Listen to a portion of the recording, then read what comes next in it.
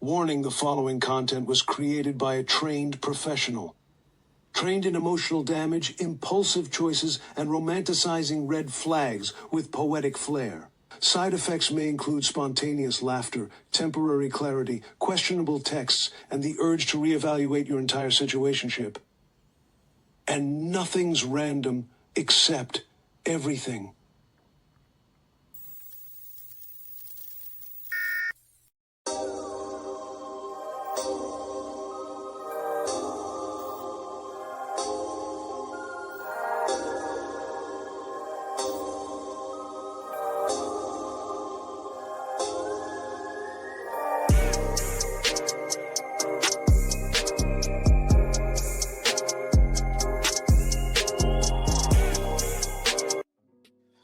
That's right, ladies and gentlemen. This is the season finale. Not, I thought last episode would be this, the season finale, but this one right here. I thought, I was gonna walk away into the new year, which already passed, and I know it's way too late to say Happy New Year. It's like the 18th or whatever. And you know how we always walk into it. I told you how to walk into it. It was like everybody's positive energy, but like we walk into it confident, reset, and a new me, new energy, like new chapters. We all have these motivational like images in our head, and it's bullshit. It's bullshit. Because instead I walked into, or some of us may have walked into, holding a funeral program. Some of us have lost some people. New Year's Eve, I was told my grandfather went into the hospital, and a few days later, he passed. You know what I mean? And it was sad. It was sad because it was like, to see my mom's like that and see everybody like that, my family is hurt and everything like that. And to know that, like, they're telling me, like, hey, I need to pay attention to these things because, like, I need to prepare myself to do these things that they're doing for my grandfather to, like, either do for them one day. You know what I mean?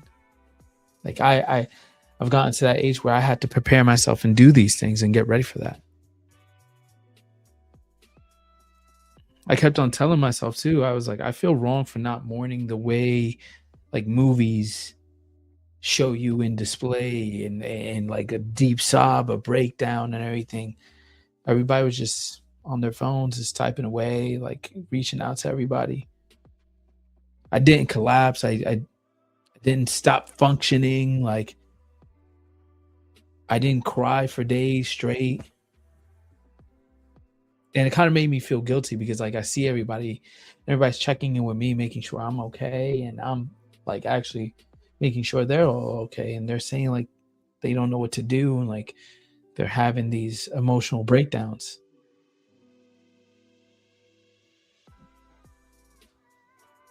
And I know like some people, and at times with myself, like I said, I was feeling guilty. Like maybe I didn't love him enough.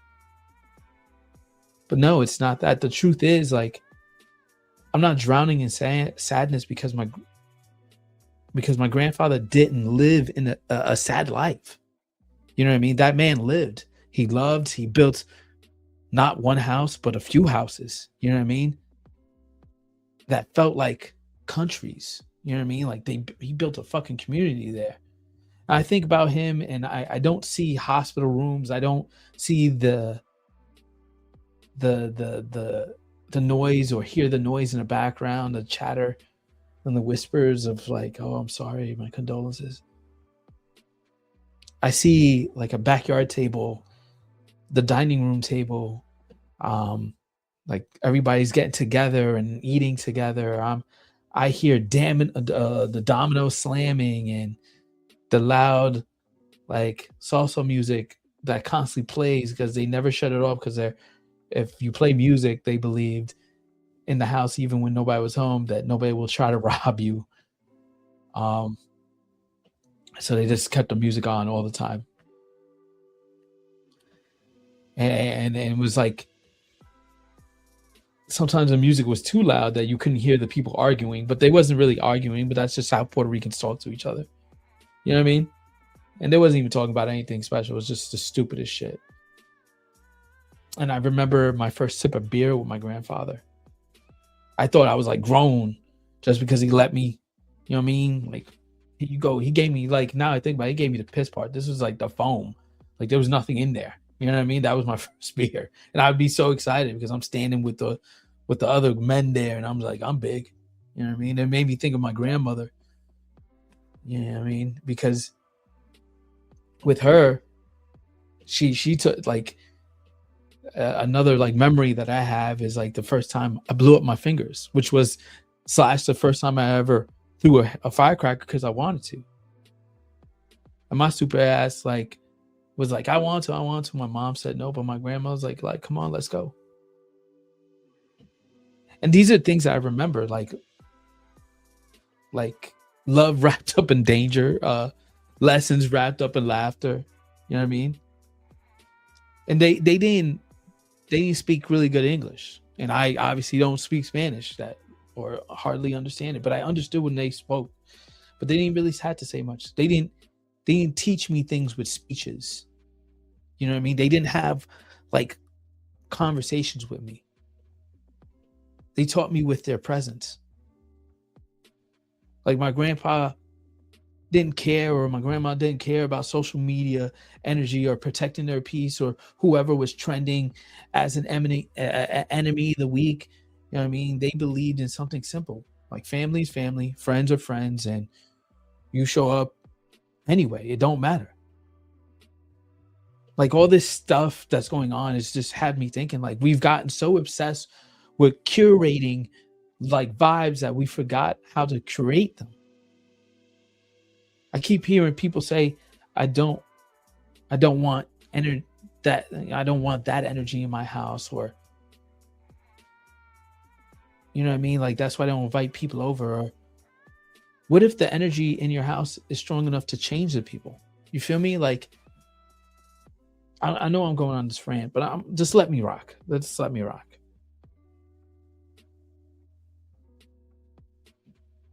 So I started thinking, and that's what his house was. It was like a place where arguments ended at the door, and beef had an expiration date. That was it. Where you could be mad at someone and still pass them a plate. You know what I mean? And losing him made me realize how small I've been living. I've been acting like life is guaranteed. Like there's always another summer, always another phone call, always we'll link up soon or whatever. Meanwhile, I could have been a father by now. I could be dead by now. I could have been lost to the streets, or any one of us could have been so many different places doing so many different things, not even being here. Instead of we're here, we're breathing, we're talking, we're still getting a chance. Chances that, like, sometimes if you look at it, we don't live up to what we deserve. You know what I mean? Like, we don't deserve it.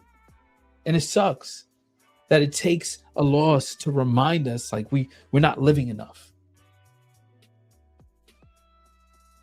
I don't know if any of this makes sense, but at the funeral, I watched people hug who hadn't spoken in years, cousins remembering childhood versions of each other, like old friends sitting at the same table like no time has passed. And all I kept thinking was, why do we wait for death to rehearse love? Like I'm seeing my mother with her childhood friends, and my like some of those childhood friends knew my father from when he was like, yeah, I knew your father back in the day, and like, yeah, I remember coming over to your grandfather's house. And why does grief become the group chat we finally respond to? We always talk about like things, these holidays are not what they used to be or whatever it is. And I talked about this before, but or how you miss how it used to be. The scary part is realizing it can still be that way. We just stop building the space. We stop inviting. We stop asking. We let pride write our guest list. You know what I mean? My grandparents didn't count how many times they reached out. They didn't keep a score. to how many times they kept the door open, or whoever walked in, or whoever walked in. You know what I mean? If they walked in, they walked into love in there and fun and good times. That's a part of him that I remember. That's a part of him I want to inherit. Not the sadness, not the empty chair, but the table that he built. You know what I mean? And I said, like, I'm like, this is supposed to be a positive year. Like, I'm not the only one who lost somebody. A lot of us lost people. Like, I'm at work and I had to take some time off. But before I take some time off, I had to let these people, like, I have another position that I train people. And one of the people who just got on my team, who says, like, hey, I love your vibe, Jay, blah, blah, blah. Thank you for teaching me everything. Hey, I just lost my father. At that time, my grandfather was in the hospital New Year's Eve, and then literally 2 days later, that was it. You know what I mean? And like, my condolences goes out to him. He's a good kid. You know what I mean? Like, everybody's losing somebody, and I feel like these are the times that we connect as a family, and we start to remember things, but it shouldn't be the only time. You know what I mean? So, like, going into this year, I don't want to chase anybody, but I'm not like closing the door, because like when we say that, we just so for fucking protective. I'm not forcing connections, but I'm not pretending I don't care. You know what I mean? I do care. I'm just not forcing them. I'm learning to say, I'm here whenever you are ready. And that goes out to anybody listening. I'm here whenever you're ready. There's no bad blood. There's no lost love or love lost or whatever, however you say it. Just a seat if you need one. You know what I mean? Like, so going in to this year, or how it's starting, because I feel like my year should start in February, different. Like, not with goals, not a resolution, but a promise to build what he built. A place where people feel safe enough to come back around. And I want to make sure that I do that every time I step out with my friends and my family.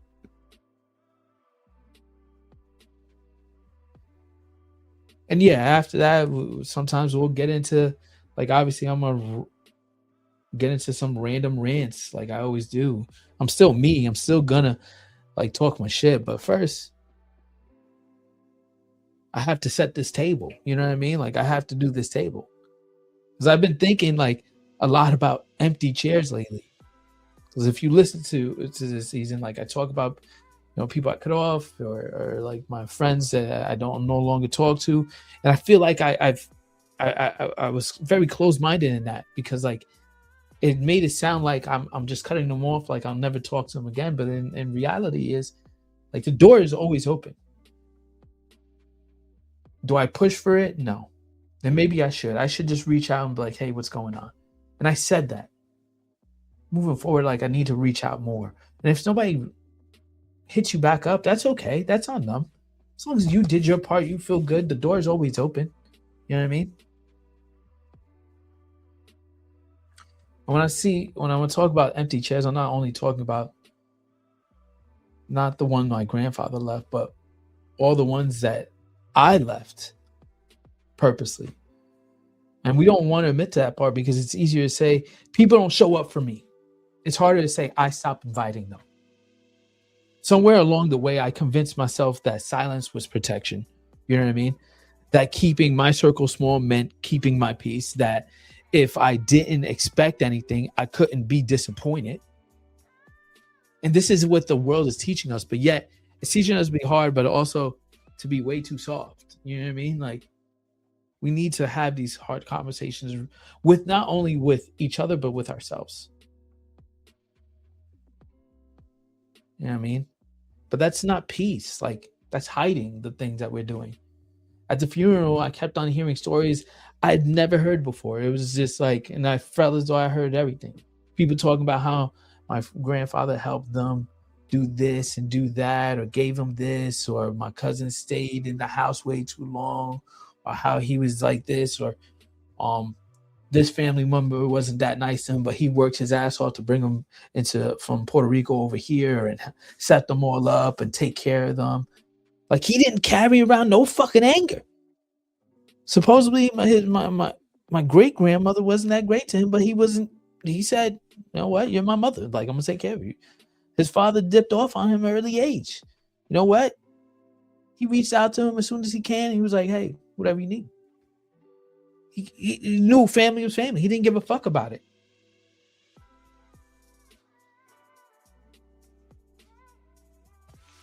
And I realized something uncomfortable. I've been measuring love the wrong way. I've been keeping scores instead of like keeping the door open. And I'll be honest, we all fucking do that shit.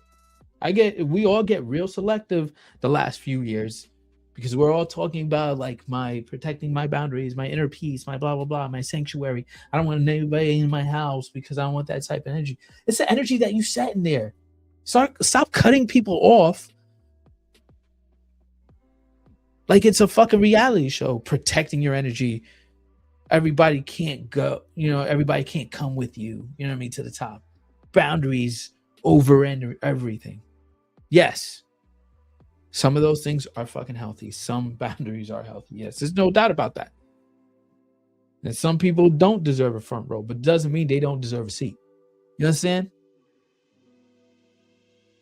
But I started building these walls up instead of tables for a very long time. And like when these things happen and I have these conversations on the show, like I start to realize that and I open up more. My grandparents didn't filter life like that. They didn't run a background check on loyalty. They didn't check on who liked their post before they passed them a play. They believed something wild. Like if you show people real love long enough, most of them will rise to it. We don't even give people the chance anymore. We cancel family like fucking subscriptions. We ghost friends over misunderstandings like I've done stupidly. I let one awkward moment erase 10 good years. Or 3 years, or whatever it is. I'll let something just ruin that. We've all done it. There are people I love right now that I haven't called because I told myself if they wanted to, they would. But what if they're waiting on the same permission that I am? That right there fucks you up. If you sit there and think about it, like if you're telling yourself if they wanted to, they would, and then they're over there, if they wanted to, they would, but they're still thinking about you, you still thinking about them. It don't have to be relationships. It could just be family, friends, and everybody.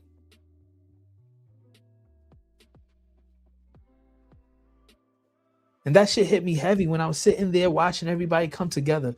Folks laughing at the same in the same room where they were just crying in, which sometimes they were probably just talking shit about each other. You know what I mean? But that's just how it is. Place being passed, no time has gone by. Like, that's it. And I kept thinking, this what survives us.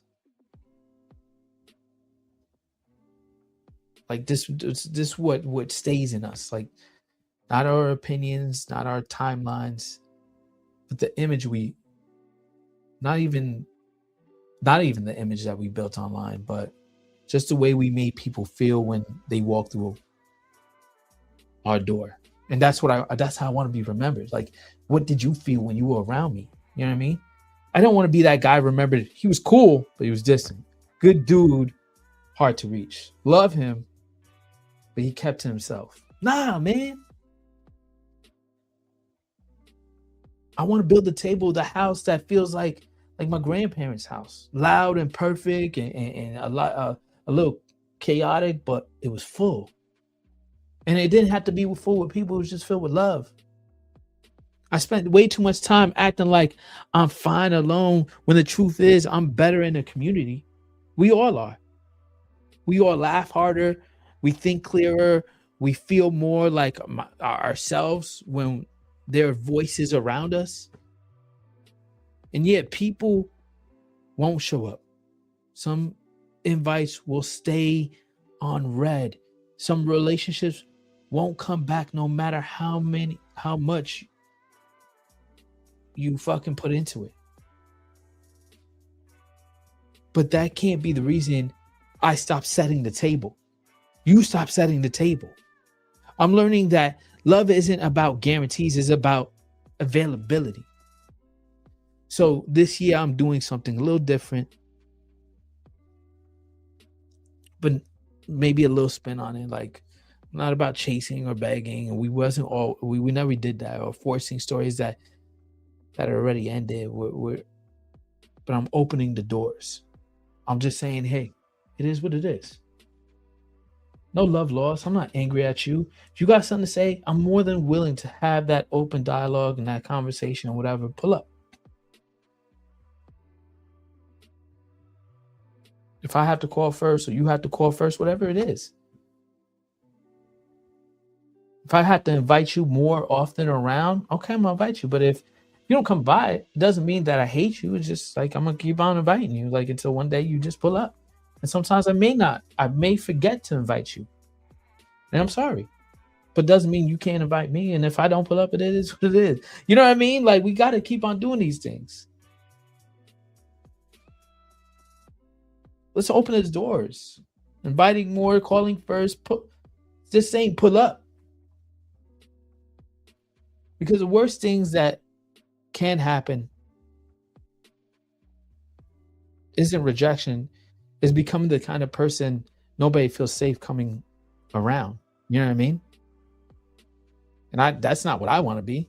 I want everybody to feel good and comfortable around me. I think if you have been around me and you're outside with me, like really, really outside with me, the true me, you know that I'm one of those people who's trying to get everybody to have a good time, trying to invite everybody in.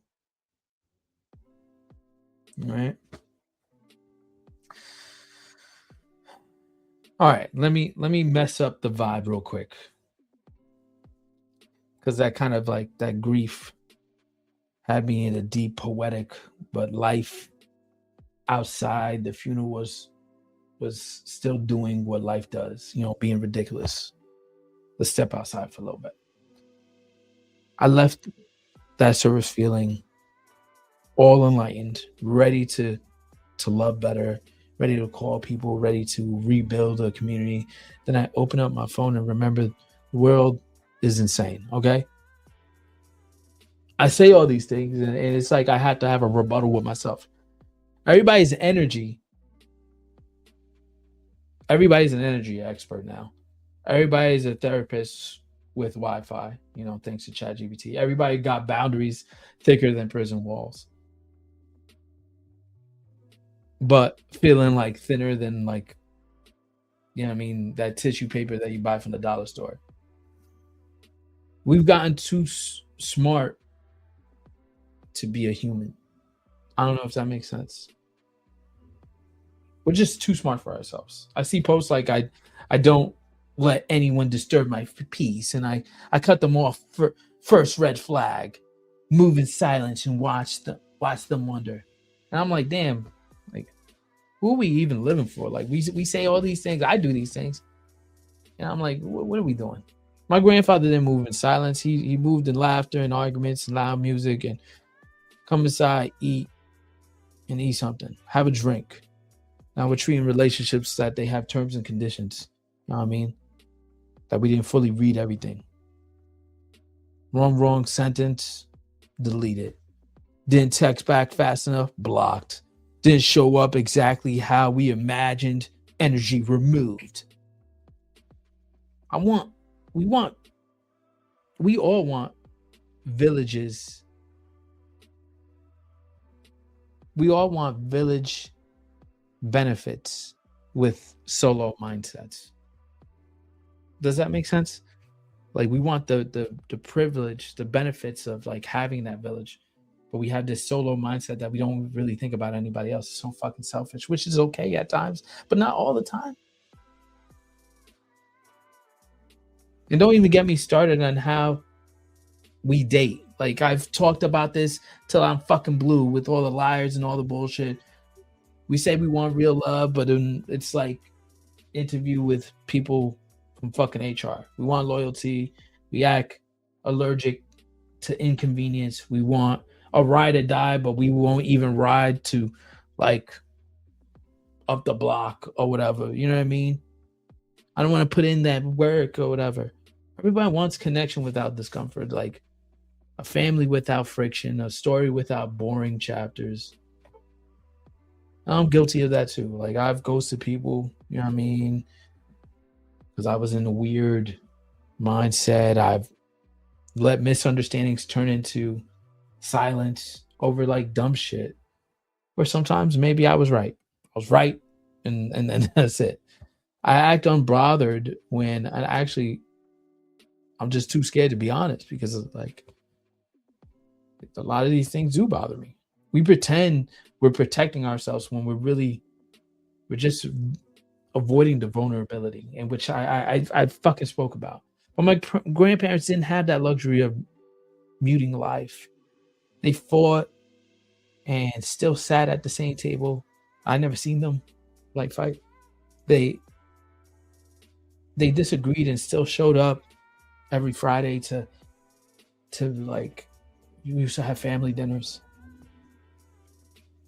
And I know they got on each other's nerves. But if anybody called that phone, they would still answer. You know what I mean? Or, they would still like always worry about each other or whatever. I don't know. I'm just like, I'm ranting, but like, we don't even argue anymore. Like nobody argues anymore. We just disappear on each other. And social media convinced us that's a fucking strength, that I can just block you and just be done with it. Which I do that, which is stupid. Sometimes I block people just because I don't want to see the bullshit, but it's like, I don't know. It's but yeah, sitting at that funeral, none of that online wisdom mattered. None of that shit. Nobody asked how many flowers he had. Nobody mentioned like anything that he liked that was branded or whatever. You know what I mean? They talked about how he made them feel, how he showed up, how his house felt the second you walked in there. You know what I mean? That's the real algorithm. You know what I mean? That is the real algorithm. Meanwhile, we're all out here curating personalities and playlists and switching identities every season, calling it growth. I see people say like, you know what I mean? You can say we outgrew everybody. We didn't. We just stopped watering certain things. I don't know, man. I'm fucking rambling here. I'm just fucking rambling. Let me just wrap this up because I've been trying to figure out what my grandfather actually left me. Like, not the things, not the chairs, not the pictures, not the house. You know what I mean? The place that smells like old people. You know what I mean? He left me a blueprint. A way to be human in a world that's forgetting how to. He showed me that love doesn't need perfect timing, that forgiveness doesn't need a press release, that you can be angry and still pass a plate, that you can disagree and still show up. We act like life is long, like we got unlimited Sundays, Fridays, or whatever days. Like apologies don't have expiration dates, but they do. And then a chair goes empty and suddenly we understand the math we ignore for years.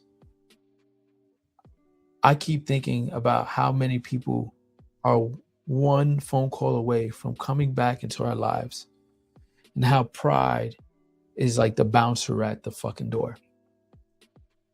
We talk about protecting our peace, but sometimes we're just protecting our own egos because we don't want to hear the truth.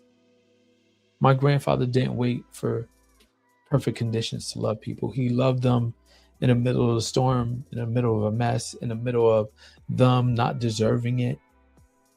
And somehow that made them better and made him better. That's power. Not that kind of power that you post, not that kind that you can caption, the kind that there's food on the stove if you need it kind of shit. There's a warm place that you can lay your head at if you need it. Because that's family, you know what I mean? I don't want to be remembered how well I isolated, or for how clean my boundaries looked, for how many people I cut off like trophies. I want to be remembered for the way he, as he is, like as a place people could land and breathe and mess up and still come home to, you know what I mean? Like I just want to feel like that.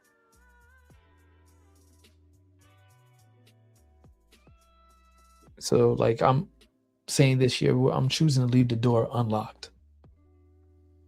Not for everybody, not for the bullshit, not for disrespect, but for the people who are scared to knock, for the relationships that just need one brave text, for the version of me that still believes community saves us. Like I said, I'm going to invite more. I'm going to call first more. When I say I pull up, I'm going to pull up. Love out loud instead of from a distance. And if only 3 people show up, then we'll eat like kings and queens. If nobody does, I'll still set the table. Because the lessons wasn't about the crowd. It was about the courage to create the space. I used to think strength was learning how to live without people. Now I know strength is learning how to live with them, their noise, their flaws, their inconvenient timings. And my grandfather didn't leave me sadness. He left me responsibility to gather, to forgive, to try again, to keep the light on, even when the house feels quiet. So that's what I'm going into this year. It's not about being new or reinventing myself or returning to some old new truth. People need places. Love needs repetition, and life is too short to eat alone. I'm still gonna laugh too loud, or still going to rant. I'm still going to mess this whole thing up and lose where my focus is. But I'm building a table. You know what I mean? Like the one that was built for me. And I'm building this community online for everybody. If you know me personally, you only know me from here, whatever it is, the table is open to you. So if you're listening, consider this your invite. I appreciate you listening. Just take some time away. Doesn't mean like things are bad. Things are good. We just need sometimes a little time to just work on ourselves. And I hope everything works out for everybody.